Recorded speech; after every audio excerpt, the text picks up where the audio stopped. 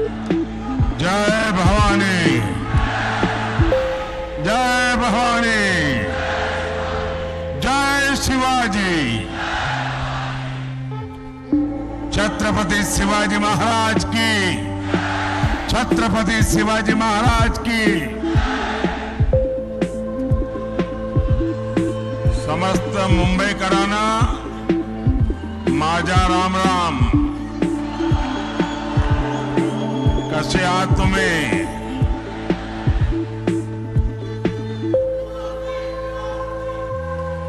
आप सभी हमें आशीर्वाद देने आए हैं। मैं आपका हृदय से बहुत बहुत आभार व्यक्त करता हूं। साथियों, मुंबई ये शहर सिर्फ सपने नहीं देखता, मुंबई सपनों को जीता है।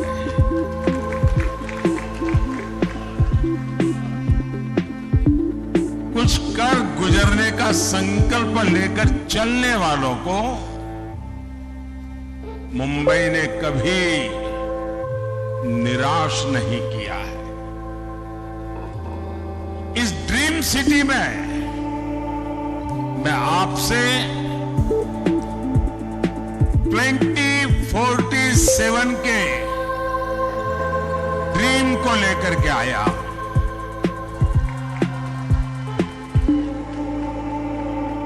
एक सपना है देश का, एक संकल्प है देश का। हम सब ने मिलकर विकसित भारत बनाना है और इसमें मुंबई की बहुत बड़ी भूमिका है। साथियों, आप मुंबई के लोग रफ्तार की कीमत सबसे ज्यादा समझते हैं। भारत के साथ आजाद हुए कितने ही देश हमसे आगे निकल गए। हम क्या किसी से कम थे? फिर कमी कहां थी? कमी उस सरकार में थी जिसने भारतीयों के सामर्थ्य पर भरोसा नहीं किया, विश्वास नहीं किया। और मैंने ऐसे ऐसे प्रधानमंत्री देखे हैं और मैं आप सबको कहूंगा, मुंबई वालों को, यूट्यूब पर जाकर के लाल किले से अब तक कौन प्रधानमंत्री क्या बोले हैं सारा अवेलेबल है। आप हैरान हो जाएंगे। एक वो भी वक्त था जब देश के प्रधानमंत्री लाल किले से हम भारतीयों को आलसी कहकर पुकारते थे।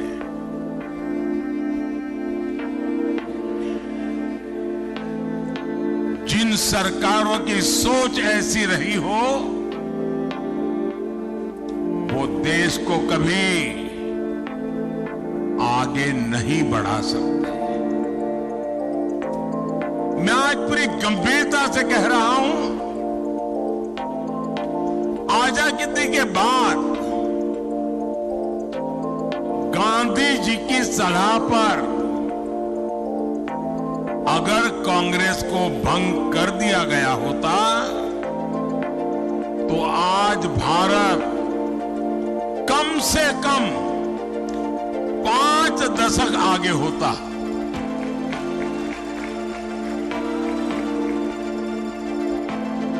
आजादी के बाद भारत की सभी व्यवस्थाओं का जो कांग्रेसीकरण हुआ उसने देश के 5 दशक बर्बाद किए हैं। साथियों, देश आजाद हुआ तो भारत दुनिया की 6ठी बड़ी अर्थव्यवस्था था। हम दुनिया में नंबर 6 पर थे। और 2014 में जब कांग्रेस गई और हमें जब सत्ता सुपुर्द की, तब देश की अर्थव्यवस्था 6 नंबर से 11 नंबर पहुंच गई थी। ये इन्होंने काम करके गए हैं। और जब से आपने इस सेवक को काम दिया, 10 साल में आज देश दुनिया की 5वें नंबर की आर्थिक ताकत बनकर के खड़ा है।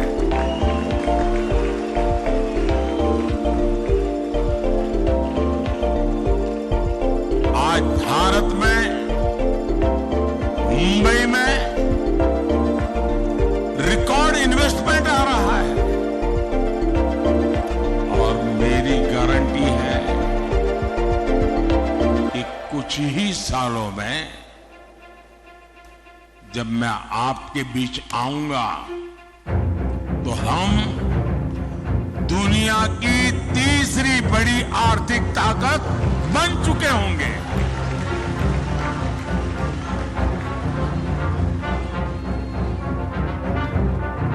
और मैं आपको भी गारंटी देने आया हूं, और मैं आपके बच्चों के लिए विश्वास लेकर के आया हूं। मैं आपको विकसित भारत देकर जाने वाला हूं।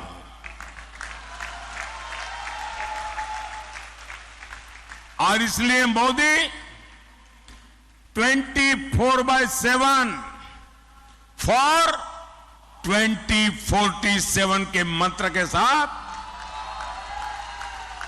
हर पल आपके नाम, हर पल देश के नाम जी जान से जुटा है। साथियों, कुछ लोग कहते हैं कि मोदी जो ये कहता है वो असंभव है। निराशा की गर्त में डूबे हुए लोग उनमें आशा का संचार करना लोहे के चने चबाने का काम होता है।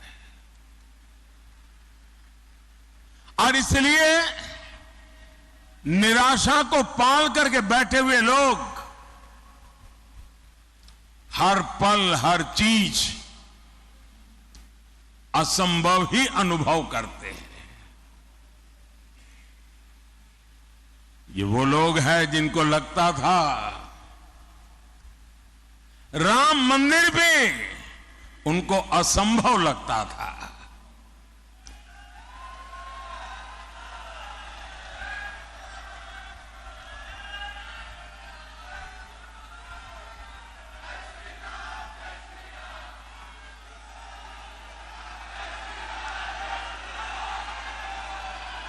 साथियों, दुनिया को कभी न कभी इस बात को स्वीकार करना पड़ेगा कि भारत भूमि में रहने वाले लोग अपने विचारों के इतने पक्के थे, अपने इरादों के इतने पक्के थे कि एक सपना लेकर के 500 साल तक लड़ते रहे।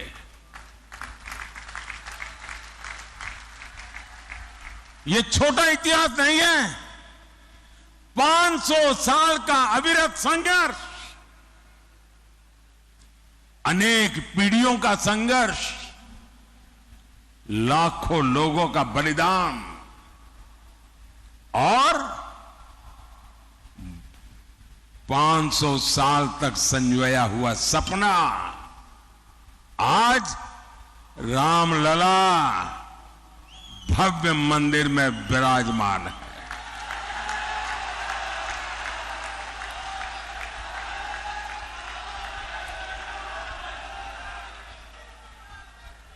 ये निराशा की गर्त में डूबे हुए वो लोग हैं जिनको आर्टिकल 370 का हटना भी असंभव लगता था। आज हमारी आंखों के सामने आर्टिकल 370 की जो दीवार थी ना, उस दीवार को मैंने कब्रिस्तान में गाड़ दिया है।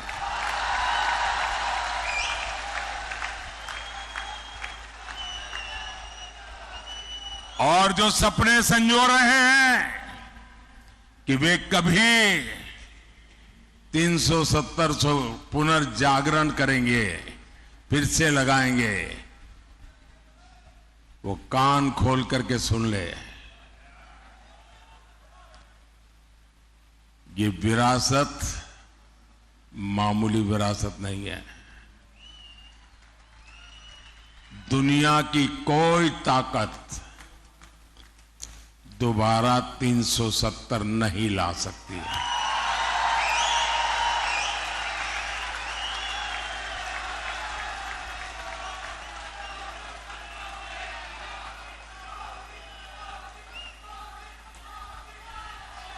साथियों, हमारा देश दशकों तक सीरियल बम धमाकों से लहूलुहान होता रहा। आतंकी हमलों से मां भारती का सीना चीर दिया जाता था। मुंबई जैसे हमारे शहर थर्राते रहते थे। एक ही गूंज सुनाई देती थी कि कहीं कोई लावारिस चीज दिखाई दे तो पुलिस को जानकारी देना। एयरपोर्ट जाओ, स्टेशन पर जाओ, हर जगह पे लिखा रहता है लावारिस चीज को हाथ पर लगाना, लावारिस चीज से चौकन्ना रहना। 10 साल हो गए, सुना है क्या? सब बंद हो गया कि नहीं होगा? ये इनको असंभव लगता था। और अभी राज बता रहे थे 3 तलाक। देश की संसद ने 3 तलाक को ही तलाक तलाक तलाक कह दिया।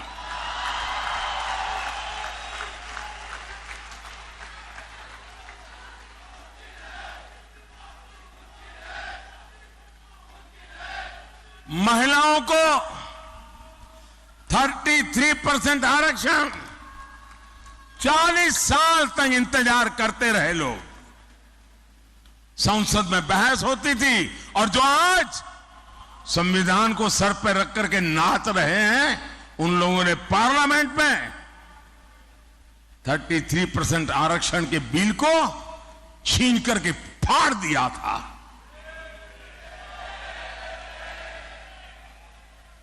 इन सब की छाती पे बैठ करके आरक्षण हुआ कि नहीं हुआ?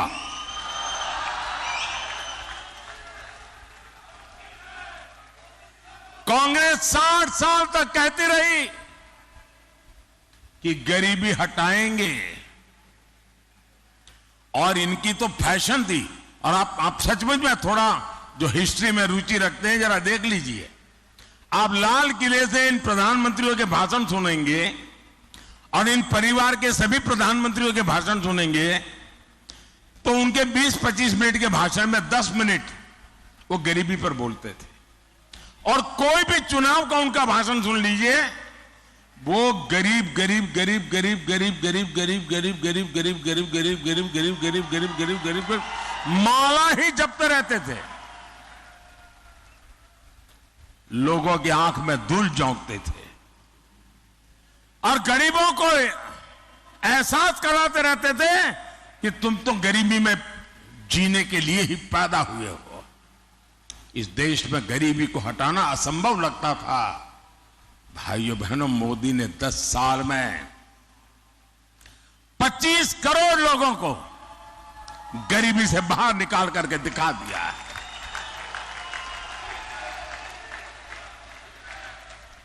जो असंभव लगता था वो संभव हुआ कि नहीं हुआ? संभव हुआ कि नहीं हुआ? ये किसने संभव बनाया? ये किसने संभव बनाया?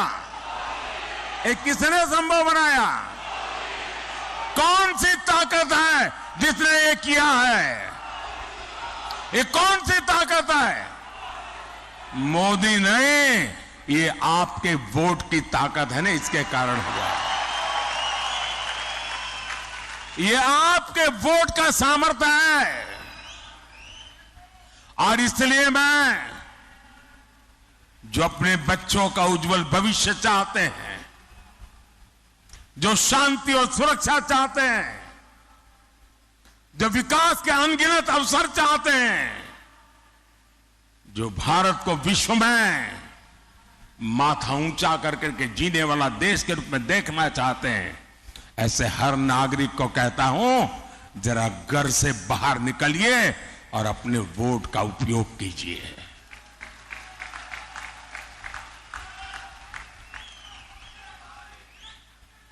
और मेरा आपसे आग्रह है, मैं आज मुंबई करके पास आया हूं, आपसे आशीर्वाद मांगने आया हूं।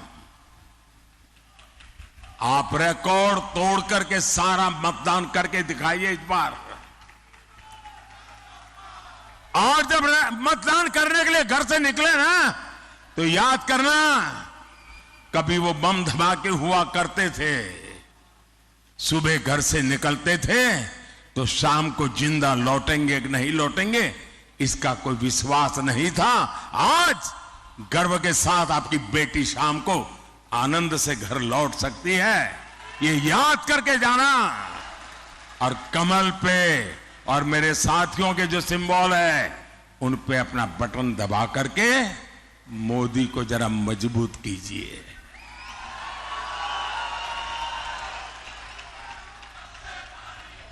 आपका एक वोट राष्ट्र हित में बड़े फैसलों का आधार बना है, और इसलिए एक एक वोट जरूरी है। साथियों, इन लोगों ने जब जनादेश चुराकर सरकार बनाई, मैं महाराष्ट्र की बात कर रहा हूं, जनादेश को चुराकर सरकार बनाई, तो विकास कार्यों से भी अपनी दुश्मनी निकाली। बुलेट ट्रेन का काम हो, मुंबई मेट्रो का काम हो, डेडिकेटेड फ्रेट कॉरिडोर हो, जेएनपीटी में कंटेनर टर्मिनल का काम हो, मुंबई से जुड़े हर बड़े प्रोजेक्ट को इन्होंने लटकाया, अटकाया और भटकाया। ये मुंबई के लोगों से दुश्मनी निकाल रहे थे। साथियों, मोदी का एक महत्वपूर्ण संकल्प है। मोदी मुंबई को उसका हक लौटाने के लिए आया है।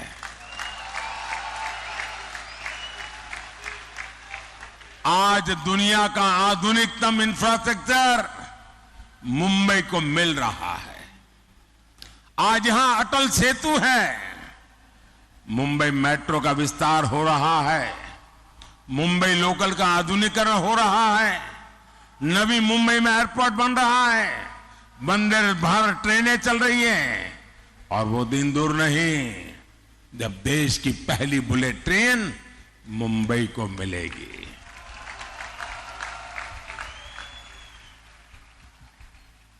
साथियों,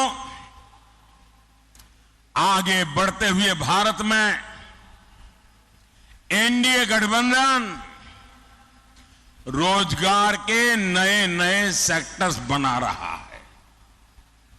पिछले 10 साल में भारत में 1.25 लाख से ज्यादा नए स्टार्टअप बने हैं।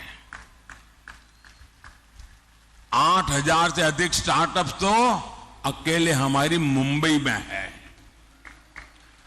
बीते 10 सालों में भारत मोबाइल मैन्युफैक्चरिंग में दुनिया का दूसरा सबसे बड़ा देश बना है जी। हम कभी मोबाइल फोन इंपोर्ट करते थे, आज हम मोबाइल फोन एक्सपोर्ट कर रहे हैं जी। टेक्नोलॉजी से लेकर टेक्सटाइल तक, टैलेंट से लेकर टूरिज्म तक, स्पेस से लेकर स्पोर्ट्स तक, आने वाले 5 सालों में नौजवानों के लिए असीम अवसरों से भरा भारत दुनिया की नजरों में एक बहुत बड़ी आशा का कारण, विश्वास का कारण बना हुआ है। और इसका बहुत बड़ा फायदा मुंबई के युवाओं को होगा, मुंबई के प्रोफेशनल्स को होगा। हमारी सरकार मातृभाषा में पढ़ाई को भी बहुत महत्व दे रही है। नई नेशनल एजुकेशन पॉलिसी के तहत अब मराठी में भी मेडिकल और इंजीनियरिंग की पढ़ाई संभव होगी। मैंने सुप्रीम कोर्ट से कहा था, मैंने कम से कम आप जजमेंट का ऑपरेटिव पार्ट होता है वो तो उस क्लाइंट की भाषा में दो। ये क्या अंग्रेजी का झंडा लेके घूम रहे हो तुम लोग। और आज सुप्रीम कोर्ट से अगर कोई मराठी भाषी व्यक्ति का केस चल रहा है और उसको जजमेंट का ऑपरेटिव पार्ट मराठी में चाहिए तो मिलना तय हो चुका है। दोस्तों, भाई और बहनों, शहरी मिडिल क्लास हो या फिर शहरी गरीब, ईज ऑफ लिविंग ये मोदी की प्राथमिकता है। जो झुग्गियों में रहता है उसको भी आज पक्के घर का भरोसा मिला है। सबके घर का सपना पूरा हो, इसके लिए मोदी सरकार हजारों करोड़ की मदद दे रही है। आज महाराष्ट्र के 45,000 से ज्यादा रियल एस्टेट प्रोजेक्ट्स रेरा कानून के दायरे में आए हैं। मतलब इन्वेस्टर के लिए विश्वास का पक्का व्यवस्था मिली है। अकेले महाराष्ट्र में ही है 17,000 से ज्यादा इन्वेस्टर्स की शिकायतों का निवारण हुआ है। साथियों, क्वालिटी हेल्थ केयर और सस्ता हेल्थ केयर यह हमारा फोकस है। और अब तो मोदी ने तय किया है, आप जो बेटे बेटी कमाते हैं ना, आज हर घर में बुजुर्ग होते ही हैं। माता पिता, दादा दादी, चाचा चाची, नाना नानी, और 70 साल के बाद छोटी मोटी कोई न कोई बीमारी तो होती ही होती है। अब जो बेटा बेटी मेहनत करके कमाते हैं उनके सामने चिंता रहती है, वो मां बाप को संभालने के लिए तैयार है, लेकिन एक तरफ अगर बीमारी आ गई तो चिंता रहती है कि रोजमर्रा का जिंदगी कैसे गुजारेंगे और बच्चों की आशा अपेक्षाओं का क्या। हर कमाने वाले बेटे बेटी को चिंता रहती है। मोदी ने तय किया है, कोई भी व्यक्ति, हिंदुस्तान का कोई भी व्यक्ति जो 70 साल से ऊपर है, अब उनके बीमारी में उनके इलाज की चिंता उनके बेटी बेटी पर नहीं रहेगी। ये जिम्मा मोदी संभालेगा।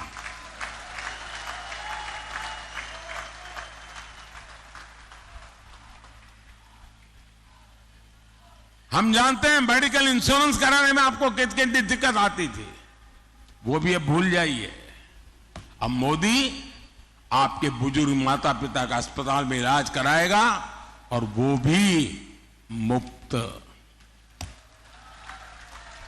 भाई और बहनों, 10 साल पहले तक सामान्य गरीब और मिडिल क्लास के लिए बैंक लोन सपना होता था। आज बिना गारंटी का लोन मिल रहा है। पहले फुटपाथ पर रेहड़ी पर काम करने वालों को बैंक के दरवाजे तक जाने की हिम्मत नहीं थी। जिनको कोई नहीं पूछता था, मोदी उनको पूजता है।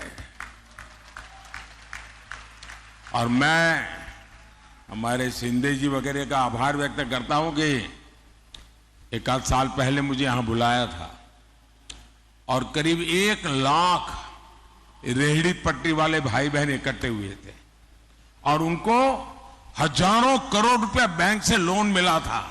उनकी पूरी जिंदगी बदल गई। वरना पहले क्या था, रेहड़ी पटरी वालों को साहूकार के पास से बहुत महंगे ब्याज में पैसे लेते थे और कारोबार में से ज्यादा पैसा ब्याज में चला जाता था। आज उनको बैंक से लोन मिलता है। और गारंटी कौन देता है? गारंटी मोदी देता है। बिना गारंटी पैसे मिलता है। और ये मेरे रेहड़ी पटरी वाले भाई बहन पाई पाई समय पर चुकता करते हैं। बैंकों पर कोई बोझ नहीं होने देते हैं। साथियों, मोदी के पास 10 साल का रिपोर्ट कार्ड है और 25 साल का रोड मैप भी है। और दूसरी तरफ इंडी गठबंधन वालों के पास क्या है? जितने लोग उतनी बातें, जितने दल उतनी घोषणाएं और जितने दल उतने प्रधानमंत्री। कांग्रेस के माओवादी मैनिफेस्टो में जितनी घोषणाएं हैं, अगर उनका हिसाब लगाएं तो देश दिवालिया हो जाएगा। इनकी नजर हमारे मंदिरों के सोने पर है। इनकी नजर महिलाओं के मंगलसूत्र पर है। इन लोगों ने 50% इनहेरिटेंस टैक्स का आइडिया फ्लॉट किया है। यानी आप अपने बच्चों को अपनी विरासत नहीं दे पाएंगे। आपने कितनी मेहनत करके कितना ही कमाया हो, इकट्ठा किया हो, आधा ये सरकार छीन लेना चाहती है, आपको बच्चों को नहीं देने देगी।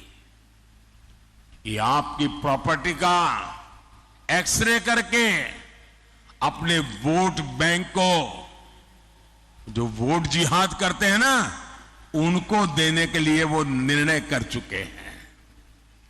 साथियों, ये इनके इरादे बड़े खतरनाक हैं। कांग्रेस के लिए ये अस्तित्व बचाने की लड़ाई है। वो किसी भी हद तक जा सकती है। साथियों, मुंबई तो भारत का इकोनॉमिक पावर हाउस है। आप देखिए, 10 साल पहले शेयर बाजार कहां था और आज कहां है। आज देश के लाखों लाख छोटे छोटे निवेशक बाजार से जुड़े हैं। दुनिया के 4th लार्जेस्ट स्टॉक मार्केट पर देश दुनिया का भरोसा बढ़ता जा रहा है। इंडिया गाड़ी वाले जो साजिश से रच रहे हैं, उसका एक मकसद इस भरोसे को भी तोड़ना है। मैं आपको सावधान कर रहा हूं, कांग्रेस और इंडिया गाड़ी की माओवादी इकोनॉमिक्स मुंबई के पहिए ही जाम कर देगी। दोस्तों, मैं कल्पना करता हूं कि इनकी सोच देश के लिए कितनी बड़ी भयंकर आर्थिक स्थिति पैदा कर सकती है। साथियों, मुंबई चैत्य भूमि से प्रेरणा पाती है। ये भी हमारी सरकार है जिसने चैत्य भूमि सहित देश दुनिया में बाबा साहब के पंच तीर्थ विकसित किए हैं। साथियों, शिव तीर्थ की इस भूमि में यहां कभी बाबा साहब ठाकरे और वीर सावरकर की हुंकार गूंजी थी, लेकिन आज विश्वासघाती अघाड़ी को देखकर उनकी आत्मा को कितना दुख होता होगा। ये नकली शिवसेना वाले, इन्होंने बाला साहब को धोखा दिया, इन्होंने शिव सैनिकों के बलिदान को धोखा दिया। सत्ता के लिए ये राम मंदिर को गाली देने वालों के साथ चले गए। सत्ता के लिए ये मुंबई हमले के बाद पार्टी कर रहे लोगों के साथ चले गए। जो कांग्रेस दिन रात वीर सावरकर को गालियां देती है, आज उसकी गोद में बैठे हैं। और मैं एनसीपी के नेता को चुनौती देता हूं, आप राहुल से बयान करवाइए कि वो जीवन में कभी भी वीर सावरकर का अपमान नहीं करेगा। जरा एक बयान करवा दीजिए। अभी उन्होंने चुनाव है इसलिए चुप करवाए, ताला मारा है उसको, लेकिन जरा बुलवा दीजिए एक बार कि मैं जीवन भर वीर सावरकर के खिलाफ एक शब्द नहीं बोलूंगा। जरा एक बार बुलवा लीजिए उनको। वो नहीं कर सकते क्योंकि उनको पता है चुनाव खत्म होते ही फिर से वीर सावरकर को गालियां देना शुरू करने वाले हैं। साथियों, महाराष्ट्र की मिट्टी के साथ धोखा करने वाले लोग, महाराष्ट्र के गौरव को ठेस पहुंचाने वाले लोग, साथियों, वो भी एक वक्त था कभी शिवसेना की पहचान यहां घुसपैठियों के खिलाफ खड़े होने की थी। आज वही नकली शिवसेना सीएए का विरोध कर रही है। इनको अब हिंदुओं, बौद्ध, जैन, सिख शरणार्थियों को नागरिकता देने पर भी आपत्ति है। हिंदुस्तान में ऐसा हृदय परिवर्तन किसी पार्टी का नहीं हुआ जैसा अभी की नकली शिवसेना का हुआ है। साथियों, अपने वोट बैंक को खुश करने के लिए, तुष्टीकरण के लिए इस पूरी अघाड़ी ने पूरी मुंबई को, पूरे देश को धोखा दिया है। जिस कसाब ने मुंबई करों को दहलाया, इस शहर को खून से रंग दिया, ये लोग उसको क्लीन चिट दे रहे हैं। जिस पाकिस्तान की आज दुनिया में कोई नहीं सुन रहा, ये अघाड़ी वाले सर्जिकल और एयर स्ट्राइक पर उसी पाकिस्तान की भाषा बोल रहे हैं। ये हमारी सेना को झूठा करार दे रहे हैं। छत्रपति शिवाजी महाराज की इस धरती का इससे बड़ा अपमान और क्या होगा। साथियों, इंडिया गाड़ी वाले लगातार बाबा साहब आंबेडकर का, हमारे संविधान का भी अपमान कर रहे हैं। बाबा साहब धर्म के आधार पर आरक्षण के खिलाफ थे। पूरी संविधान सभा एक मत हुई थी कि हमारे देश में धर्म के आधार पर आरक्षण नहीं होगा, लेकिन इंडिया गाड़ी वाले दलित, पिछड़े, आदिवासियों के हक का आरक्षण छीनकर धर्म के आधार पर वोट जिहाद करने वालों को देना चाहते हैं। सत्ता के लिए इनकी धोखेबाजी नहीं चलेगी।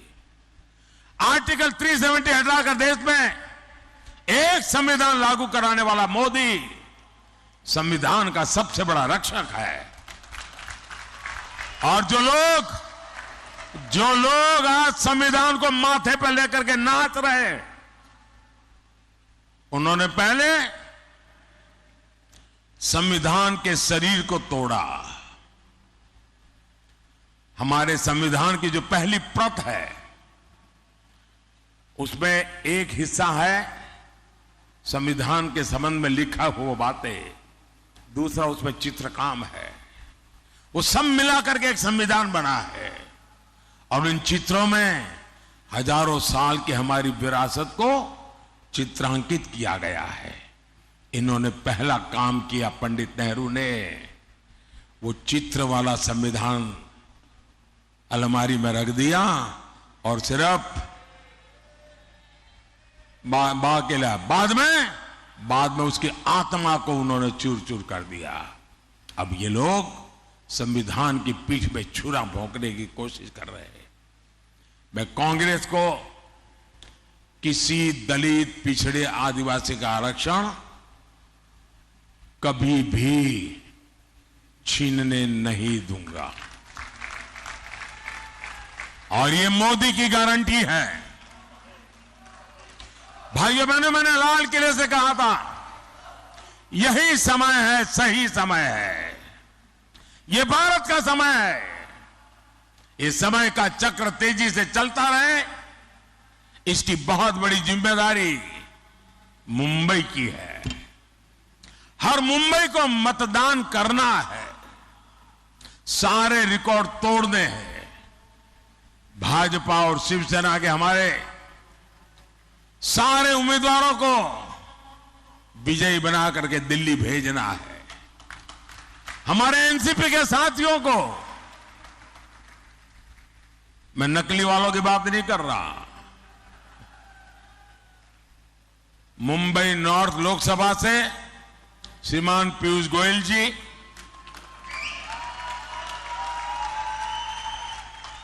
मुंबई नॉर्थ वेस्ट लोकसभा से रविंद्र वायकर जी, मुंबई नॉर्थ ईस्ट लोकसभा से मिहिर कोटेचा जी,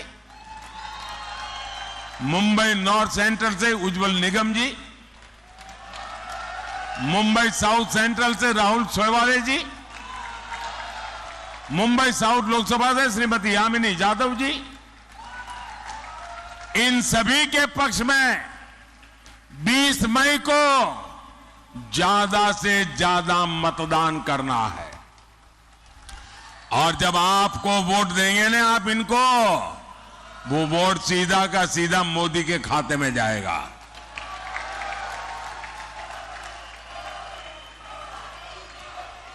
साथियों,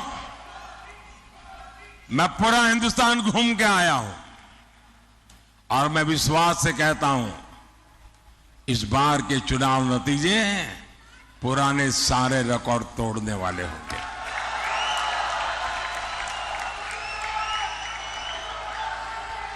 भारत एक बहुत बड़ी शक्ति के रूप में उभरेगा। 4 जून, और इसलिए साथियों आप सबका सक्रिय सहयोग, मेरे साथ बोलिए भारत माता की, भारत माता की, भारत माता की। बहुत बहुत धन्यवाद।